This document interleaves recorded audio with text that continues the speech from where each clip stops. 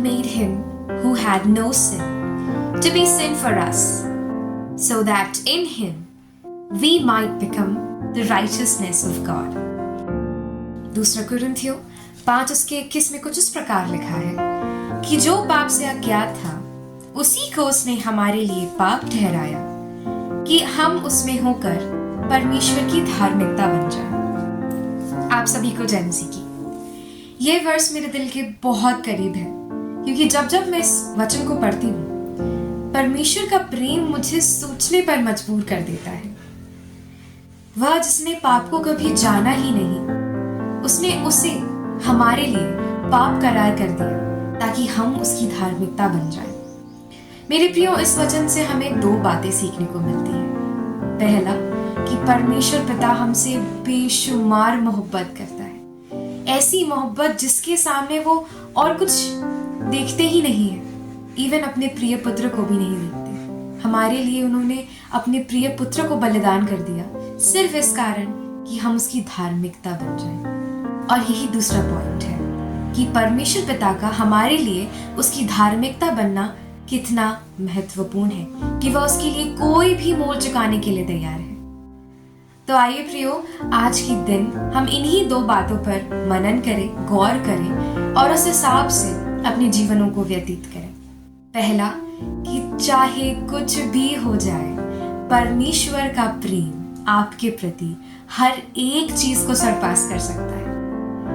परमेश्वर जब आपकी बात आती है तो किसी और चीज को देखते ही नहीं है, इतना प्रेम करते। वो ये नहीं देखते कि आपके साथ कौन है या कौन नहीं है। चाहे कोई भी सिचुएशन हो, आपके लिए और आपकी तरफ आपका स्वर्गीय पिता हमेशा आपके लिए खड़ा है। और दूसरी बात, उसकी धार्मिकता पे चलना। हम उसकी धार्मिकता पर चल सके, इस कारण उन्होंने एक बहुत बड़ा मोल चुकाया है, हमें मोल लेकर खरीदा है, जिसको हम इतनी आसानी से ले रहे हैं। ये हमारा जीवन, हे पिता, मेरे प्रभु, ओ माय गॉड, ये बोलना भी हर एक चीज का एक मोल है। हर एक चीज की एक कीमत चुकाई गई है। उस मोल की कीमत जाने, अपनी कीमत जाने और उस हिसाब से अब अपने जीवन को व्यतीत करें। उस कीमत की अहमियत को समझें और हमेशा परमेश्वर की धार्मिकता की खोज में लगे रहें, क्योंकि जब हम परमेश्वर की धार्मिकता की खोज करते हैं और उसमें बने रहते हैं, हम परमेश्वर को हमेशा अपने करीब पाएंगे। तो आइए आज के इस दिन को एक नई ऊर्जा के साथ स्टार्ट करते हैं और अपने चैलेंजेस को, अपने ऑब्स्टिकल्स को इस कॉन्फिडेंस के साथ फाइट करते हैं कि परमेश्वर हमारे लिए और हमारी तरफ हमेशा है। रोमियो 8 उसके 32 को जरूर पढ़िएगा, वो आपको एक बहुत अच्छा कॉन्फिडेंस देगा। और इसी कॉन्फिडेंस के साथ आप शैतान के सामने, दुनिया के सामने, अपने चैलेंजेस के सामने इस कॉन्फिडेंस के साथ खड़े हो सकते हैं कि चाहे कुछ भी हो जाए, मैं अकेला नहीं हूँ, मैं अकेली नहीं हूँ। वो दुनिया का कर्ता, मुझसे बेइंतहान मोहब्बत करने वाला परमेश्वर हमेशा मेरी ढाल है, मेरी चट्टान है और मेरे साथ खड़ा हुआ है। और उसे फर्क नहीं पड़ता कि मेरे साथ कौन है या कौन नहीं है, और ना मुझे फर्क पड़ता है कि मेरे साथ कौन है या कौन नहीं है। जब तक वो मेरे साथ है, मुझे और किसी चीज की जरूरत नहीं है।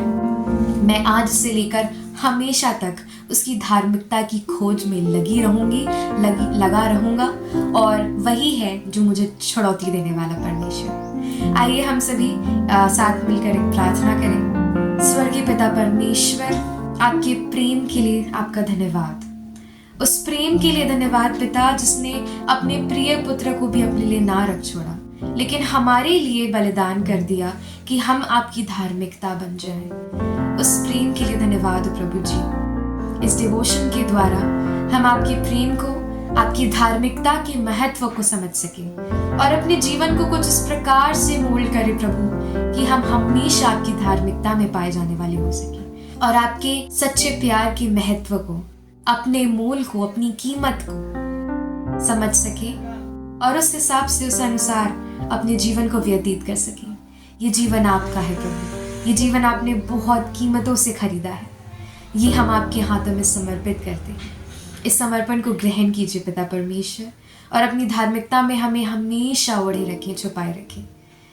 धन्यवाद हर एक बातों के लिए, धन्यवाद हर एक चीज के लिए।